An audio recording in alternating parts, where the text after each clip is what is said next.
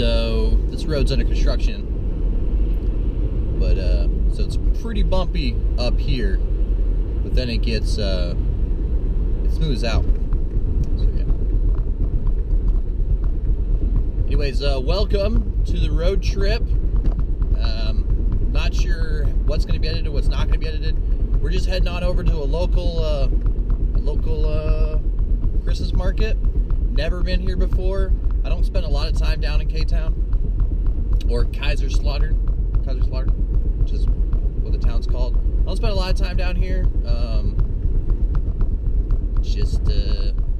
It's pretty dense down here, and parking's.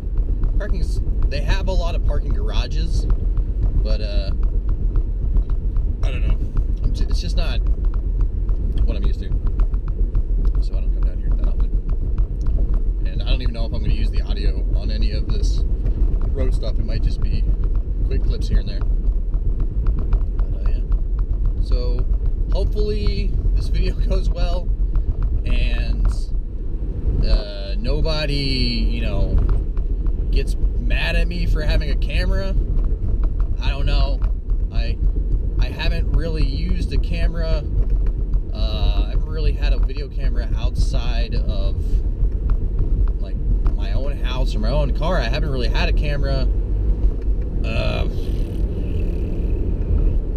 probably for 4 or 5 years. Normally, like if I go out and I have a camera, I'm not really going someplace. Now here I'm going to a Christmas market because I want to film the Christmas markets here, because I'm not really going to be able to see them next year, and I figured, well, I should go this year and, you know, see what they are about, and maybe I'll get them on film and let you guys see what they're about.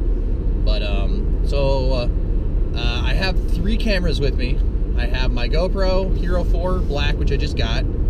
That's going to be mounted to my gimbal on my chest. I have a Sony Handycam, but it's kind of old, so I'm not really sure the quality. It does do 1080p. I think it's 1080i or 1080p, so it's a little bit older. But I'm going to give it a shot, see how it performs. It might work pretty well, or decent enough. And then I have my Nikon 3100 D3100 DSLR camera, which I've never used to shoot video. Well, I've shot a little bit of video here and there, but I didn't buy it with the intention to shoot video, so we'll see how that works. I might just use that to take some nice still shots. So yeah, we'll see how this goes. But pretty much that's it. I'm going to, this is just the Autobahn, so I'm not going to film all the way here, so I'll see you guys in a little bit. So other than chasing waterfalls, so this road right here is a notorious speed trap. They actually have a permanent speed camera set up over here, so a lot of times you just everybody around here just drives 50. It's kind of fun because you'll see people like driving like 60 kilometers, whatever, you know, not driving 50. All of a sudden, bam! Like right as soon as this come up with this light, and they put speed cameras on almost all these lights now. Either I don't know if they're speed or traffic, or maybe they're just cameras for stoplights, like if you run a stoplight. But they might be all 3. But yeah, right up here, and I'm curious to see, because I've obviously never flashed it. I'm curious to see how it works. But I have to get in front of this bus. But obviously I don't want to hit that speed. Right there, bam, speed camera. We just passed it. So you got these cool ass buses. Look at these buses. They're like 2 buses with a slinky in between. It's kind of cool.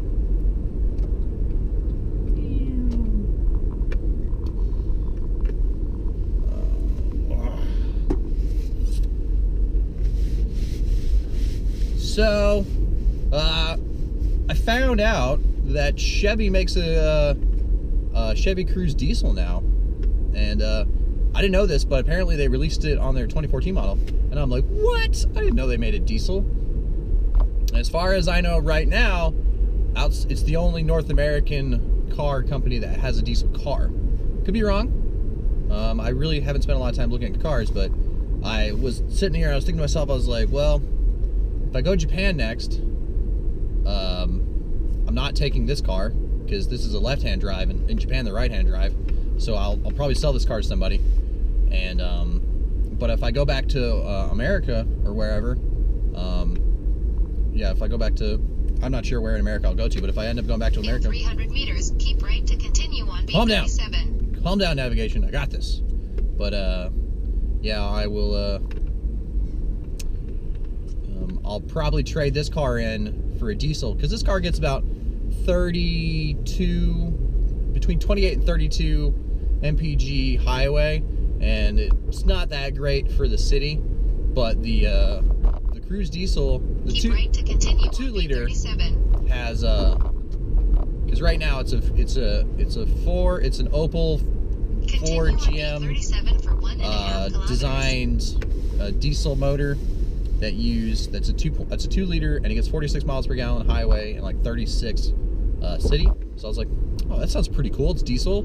I definitely like the idea of using biofuels as a possible option, and diesel is definitely a sustainable fuel, way more sustainable than gas.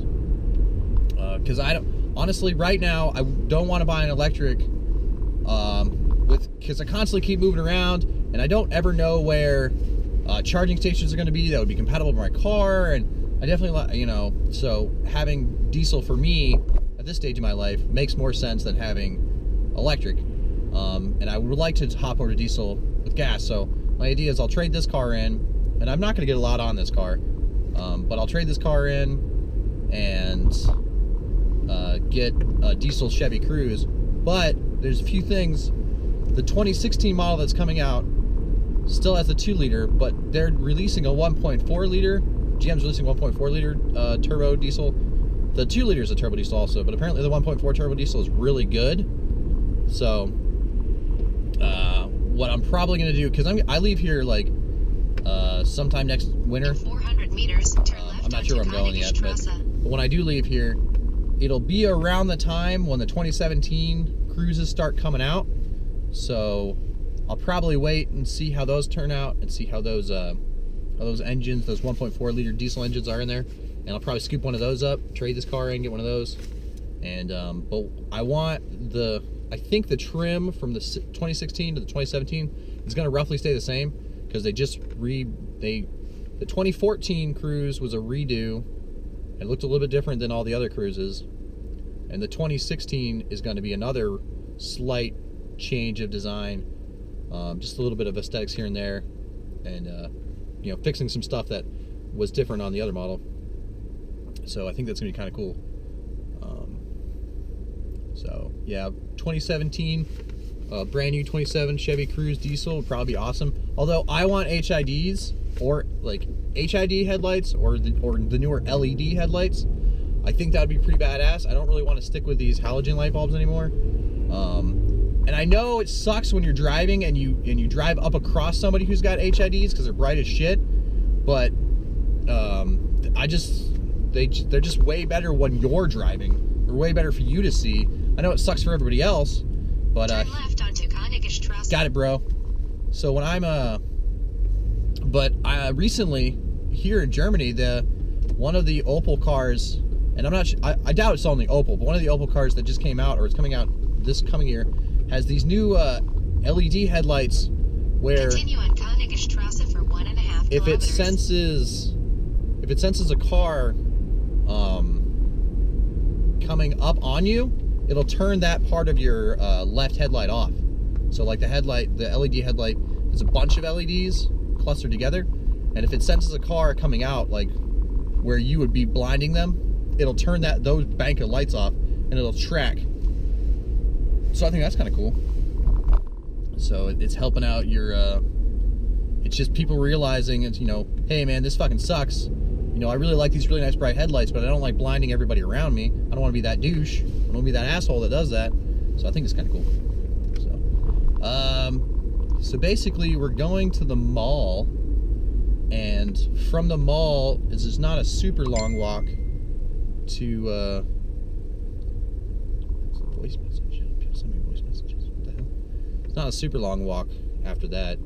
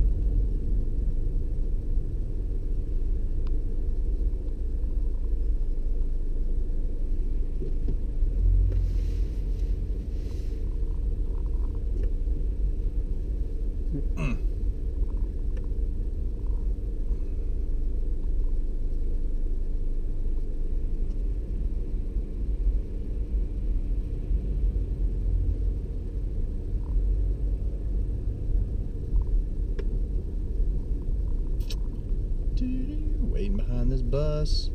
This is so much fun.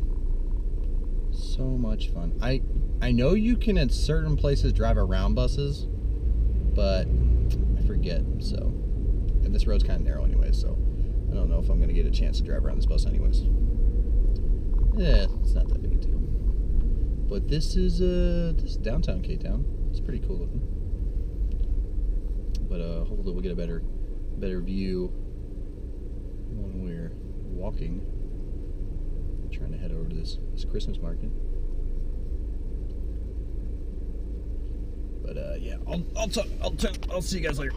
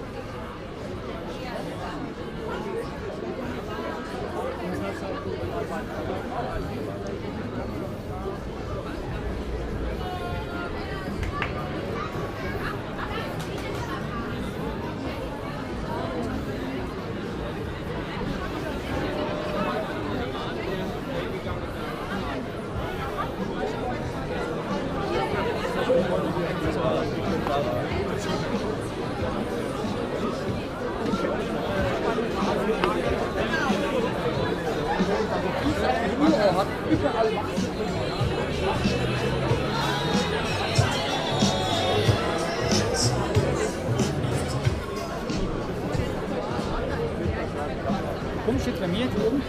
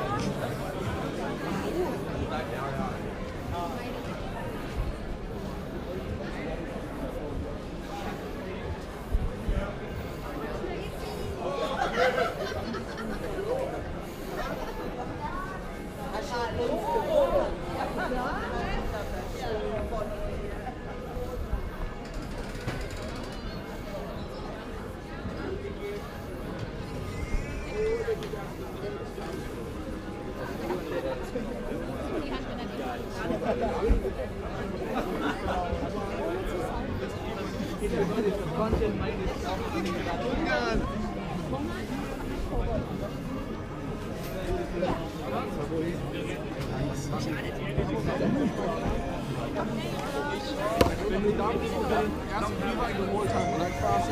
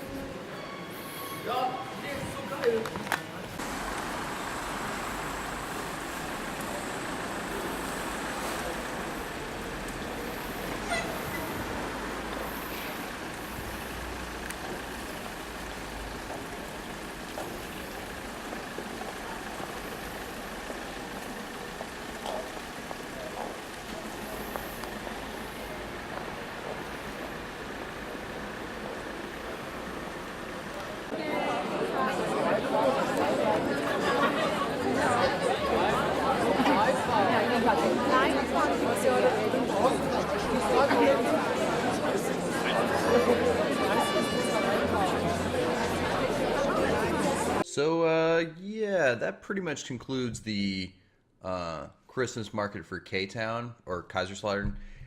It was a very awkward situation. I also filmed Trier Christmas market. That video is going to be a little bit longer in editing, so I'm going to I was going to put these all in one big video, but I'm just going to put that one in its own video.